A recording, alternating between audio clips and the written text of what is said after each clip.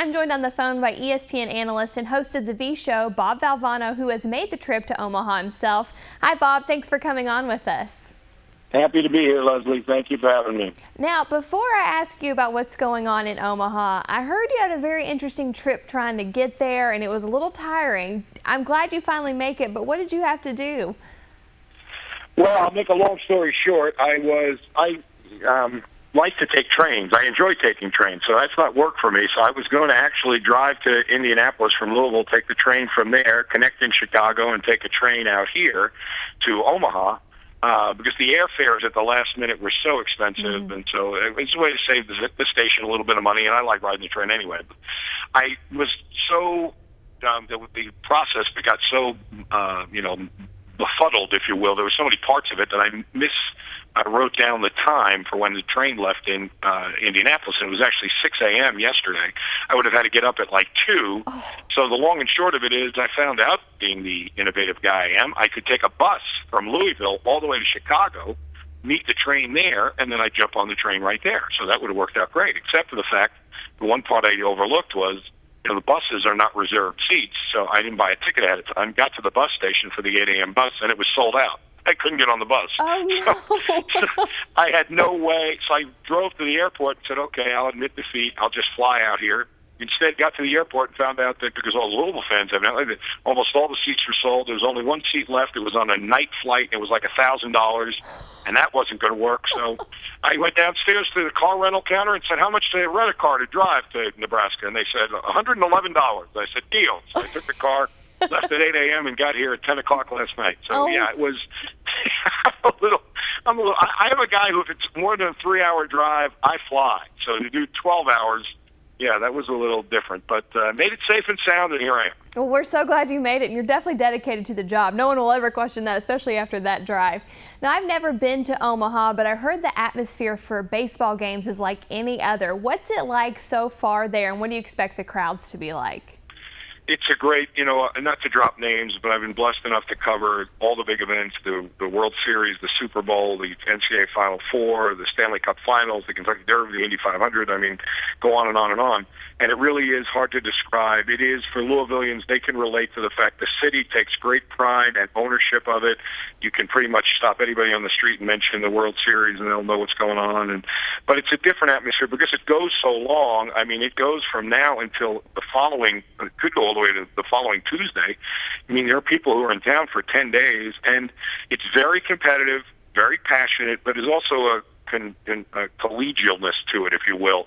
I mean, you'll see tents on people's lawns with painted in school colors. It's like the official party tent for that school. But if you go in with different color shirt on or different team, they may yell a little something when you come in, but then they welcome you. The idea is to mingle with the fans of the other teams and have a good time and have a beverage or two and sit and talk. And even the players are that way. They start with the parade of teams, which is a great, great thing. All the teams march their way onto the field in their uniforms, and I took a picture of it the last time I was here in 2007 from behind the plate. They're all out on the field there. It looks really, really awesome, and they do, they talk to them, and they do a quick interview, and there's a couple of laughs, and then as you walk out to the parking lot with the players. They're going back out to the buses themselves, and you see some of the players know each other, and they'll, have a word or two, and as a fan, I walked out with Louisville's team in 2007 and was talking to Dan McDonald and a bunch of the guys who we recognized each other. And so it's just a really, I know unique means one of a kind, but to emphasize it, it's a really unique event. And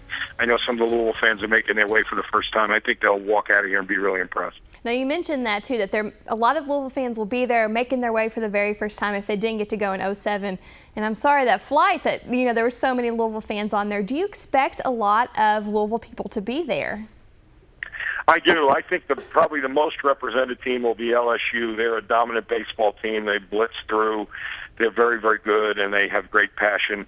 But after that, I think Louisville's fans, I know when I was watching the Super Regional, the games on TV at Vanderbilt, you could hear them. They were on TV all the time. They were a loud, boisterous bunch, and they enjoy a good party in Louisville, and there'll be a good party here. Trust me, it's a good atmosphere. So the drive is not, especially if you have somebody to share it with, it's not overbearing. It's a little less than 11 hours, maybe 10 and a half hours. And as a tip, if you've come and you're one of those fly by the seat of your pants guys, if you go west of the city, the further west you go, the more inexpensive the hotels are. Like, I'm staying a good distance from Omaha. I'm all the way over towards Lincoln, but the hotel's very inexpensive, actually. The ones in Omaha, much like Derby Week, they get top dollar. So if you want to save a buck or two, if you're willing to drive a half hour to go back and forth to the games, you can find some pretty inexpensive hotels. So you can do this affordably, which if you're going to be here for a while, and Louisville, of course, has to play at least 2 games. It's double elimination. They'll play Saturday.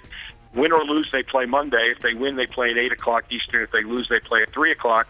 And then if they win at least either of those 2 games, they make it to Wednesday. So, I mean, you're talking about, if they even can win one of their first 2 games, being here at least for 5 days. So, there's plenty of baseball to see. And like I said, it's a great, great atmosphere. I can't say enough about it. You should do a Bob's Travel Tips as a special, just the tips that you've done since you've been there. But speaking of a lot of those fans that are going to be there, these guys will be busy today. You mentioned the parade of teams, but they don't play until Saturday at 8. Speaking of that game against Indiana, this is going to be the 4th time that they've played Indiana this season. Advantage or disadvantage? Well, I don't think it's an advantage for either team in that regard, and you can make the case that there's no advantage either way because none of the players on either team have been here before.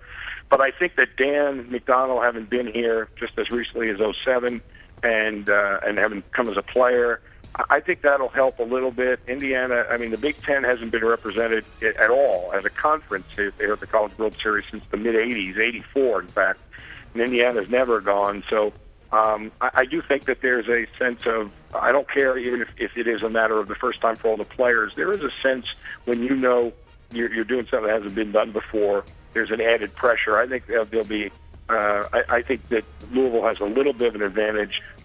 They are comfortable with this team, having played them, as you said, 3 times, and Indiana's not been here before. Baseball is a hard game to play when you're too keyed up. You got to be controlled excitement, and I think both teams will be keyed up, but I think Louisville may be a little calmer. They went through much of the year ranked in the top 10. They've as a program, been here with this coach as recently as 2007. I think it's a very important game. I think that they can get the first game under their belt. When I came out with them in 2007, they lost their first game, Louisville did. They won the second game, so they did make it to that 3rd game, but they were already in the losers bracket. Awfully hard to play your way all the way through when you lose game 1. So it is a very big first game, and I think Indiana's a very good team. They obviously beat Louisville during the year, but I like Louisville's chances. I think they're going to be a little bit more relaxed of the 2 teams. Well, hopefully that they pull out and you get to see some good baseball while you're there. Thanks, Bob. We're glad you finally made it, and definitely enjoy yourself while you're there, and we'll talk to you again on Monday. And I get to take the train home after Monday on a sleeper car. It's like hitting a jackpot for me. Thanks, Leslie.